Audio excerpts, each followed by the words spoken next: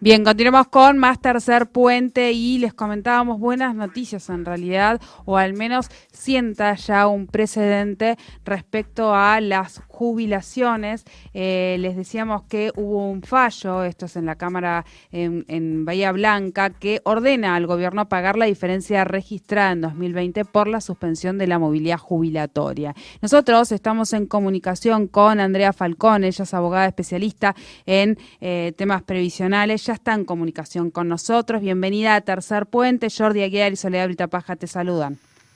¿Qué tal? ¿Cómo les va? Muy buenas tardes. Buenas tardes, bueno, gracias por atendernos en principio. Y decía, bueno, es una buena noticia porque esto sienta un precedente para los jubilados. ¿Querés contarnos un poquito para ver cuáles son los alcances de este fallo? Que si no me equivoco, y corregime, esto fue en la Cámara de Bahía Blanca. Sí, hay varios fallos a lo largo y ancho del país. Los del interior, en términos generales, están siendo favorables a los jubilados, y los fallos de la ciudad de Buenos Aires, donde tenemos los únicos tribunales del país que se dedican exclusivamente a seguridad social, han sido adversos. Esto es importante mencionarlo. Este fallo en particular acompaña el pedido de los jubilados sobre la suspensión. Para todos los que nos están escuchando, recuerden que a los jubilados y pensionados el año pasado se les suspendió la ley de movilidad, que era automática, y se reemplazó por aumentos decididos por decreto.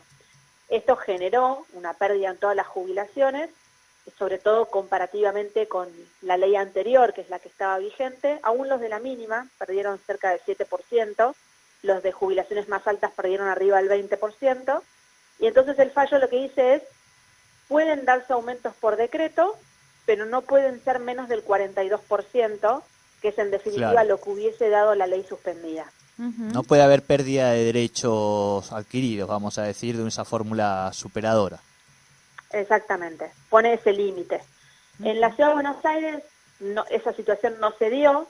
Lo que convalidan los tribunales de la Ciudad de Buenos Aires es que en situación económica grave y de emergencia amerita la confiscación de las jubilaciones. Eso ha sido muy sorpresivo para los abogados que ejercemos aquí, porque lo mismo sucedió en el 2018 con la movilidad el cambio de movilidad de Mauricio Macri, y en ese momento los tribunales dijeron que no se podían confiscar haberes. Y además porque en la Argentina de los últimos 20 años, 18 se estuvo en emergencia económica. O sea que parece ser más... Estaríamos justificando absolutamente, sí. No parece ser una excepción, ¿no? Parece ser la regla, digamos, la situación de emergencia. Bien. Pero además me gustaría llamar la atención sobre otro punto. Cuando la Corte Suprema falló recientemente sobre la continuación de las clases presenciales en la Ciudad de Buenos Aires, específicamente dijeron que la situación de emergencia sanitaria no permitía vulnerar derechos como era la educación presencial, lisa y llanamente. Con lo cual, creo que la Corte va marcando un norte, ¿no? La situación de emergencia no es un vale todo, con lo cual es incomprensible que la Ciudad de Buenos Aires, los tribunales de la Ciudad de Buenos Aires, no acompañen a los jubilados y sí, así lo hagan en el interior. Es un poco la mirada como de distintas varas, o el tema es que uno no espera esto tal vez de la justicia o del Poder Judicial, pensar en una mirada en lo que más nos interesa o nos conviene, y ahí es donde ponemos la vara. Esa es la sensación que da y es lo que uno justamente no está esperando del Poder Judicial. Bueno, del poder político uno espera muchas cosas, pero debería haber un límite que debe ser la justicia. La justicia tiene que ser objetiva y marcar un norte, y por sobre todas las cosas ser consistente en el paso del tiempo, porque si hace 2 años era una cosa, cuando gobernaba Macri, y ahora es otra, y entonces es como que uno no sabe muy bien dónde está parado. También es cierto que en la Ciudad de Buenos Aires, que marca un norte fuerte, porque es el único distrito de todo el país donde hay tribunales especializados en seguridad social. Entonces, que haya habido un cambio de jueces y que ante este cambio de jueces se convalide la quita a los jubilados, la verdad que a nosotros nos deja un poco golpeados, pero con la total esperanza y expectativa que la Corte Suprema, que ya ha fallado en estos sentidos de defensa de los derechos de los jubilados, y esto que les mencionaba, que la emergencia no es un vale todo, va a poner las cosas en su lugar. Claro, porque esto ahora ustedes están en la instancia de apelación y es la Corte Suprema a quien le tocará decidir ahora en última instancia. Me Sí, lo refiero a que los pasa casos que no favorables, ¿no? A los de la justicia Sí. lenta no es justicia. Pensemos que los amparos que estaban favorables hace 2 años contra la movilidad de Mauricio Macri Sí, están todavía en resolución de la Corte Suprema. Ahora se suman Bien. más de 1.500 amparos presentados en la Ciudad de Buenos Aires contra esta nueva suspensión de la ley de movilidad, porque lo que subyace siempre, esto es transversal a todas las gestiones, por eso les quiero mencionar los 2 casos, porque los 2 casos hicieron lo mismo. Lo que es transversal es ir recortando derechos en los últimos 100 metros, ¿no? En el último minuto saco, recorto, y no hay ninguna previsibilidad, ningún trabajo a largo plazo para que el sistema sea sustentable y tener que dejar de hacer este tipo de acciones que generan litigiosidad. Lo veíamos antes en lo que fue el recálculo o el cálculo de la liquidación de las diferentes jubilaciones, que al día de hoy hay todavía jubilados esperando que se les otorgue el dinero, porque la mayoría de los casos están favorables, la justicia dio ya su veredicto, pero tampoco eso se respondió, y en algunos casos directamente la justicia todavía no ha dado razones. Mira, los juicios de reajustes por mala liquidación inicial, todavía debe haber unos 400.000 en curso, se están pagando, la verdad es que se están pagando sobre todo los que están quedando firme ahora, con lo cual en un plazo de unos 3 o 4 años los jubilados están cobrando. Parece mucho tiempo, pero pensando que antes duraban 10 años, realmente no es tanto en este momento. Ahora, es cierto esto que mencionás, ¿por qué tienen que reclamar? ¿Por qué se apelan? ¿Por qué llega a segunda instancia y después tardan en pagar? Cuando en definitiva son cuestiones que ya están resueltas y zanjadas hace casi 2 décadas. Sí. Pero bueno, esta es la situación y como ves se siguen sumando después nuevos reclamos y nuevos juicios porque siempre el presupuesto destinado a los jubilados es tan alto que siempre se tiende a hacer un recorte ahí y muchas veces de manera arbitraria y avasallando derechos adquiridos. Por eso me gusta siempre poner énfasis en decir, así no se puede seguir.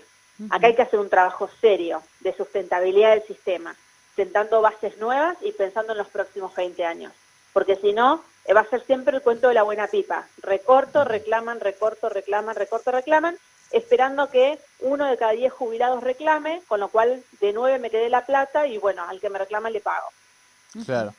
Esto que vos planteás lo escuchamos en nuestro caso, a veces en diferentes temas, el económico, la necesidad de construir consensos mínimos de mediano plazo. Y te pregunto en ese sentido, ¿cómo se puede hacer en el ámbito específicamente de lo previsional? Si se puede plantear desde una mesa específica, cómo poder generar, digamos, la masa crítica también y a los decisores para poder avanzar en estas cosas, donde claramente quienes el cambio principal que tienen que hacerlo son aquellos que nos han llevado también a esta situación que tiene que ver con la política, ¿no?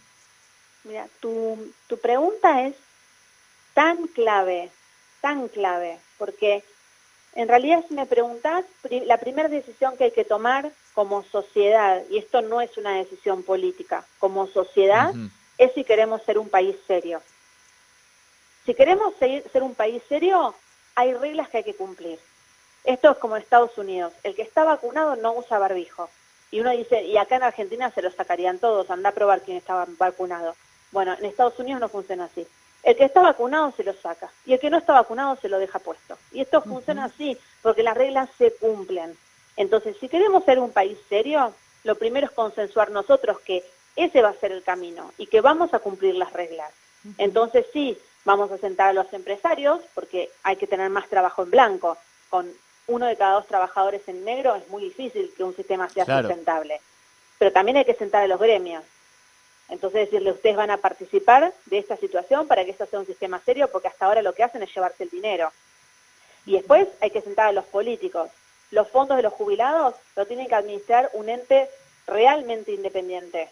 Porque mientras usen los fondos de los jubilados siempre para equilibrar la economía que se desbanda para un lado y para el otro, mientras eso siga funcionando así, los fondos de los jubilados se pulverizan. Entonces, la oposición, la justicia tiene que ser parte, la justicia tiene que acompañar y el Congreso, todos, pero todos sentando bases sobre números, actuariales. Esto no es una ciencia inexacta, es exacta. Acá hay un actuario que tiene que decir la cantidad de población, que va a vivir cuánto tiempo, cuáles son los fondos, los ingresos, cómo se va a... O sea, eso es un país serio. Esto acá no pasa y no parece haber por el momento ninguna decisión para ir en este sentido. Sí, un poco lo que hablábamos hace un rato, tener la necesidad de que llegara a esta instancia cuando ya es algo que se está discutiendo hace mucho tiempo y debería no ocurrir de esa manera. Andrea, te agradecemos mucho el contacto con Tercer Puente, realmente ya hemos hablado en otras oportunidades con otros temas de previsionales y realmente siempre muy clara al respecto. Muchas gracias por tu tiempo. No, por favor, a ustedes. Un abrazo grande. Un abrazo grande. Hablábamos con Andrea Falcón, ella es abogada especialista en temas previsionales.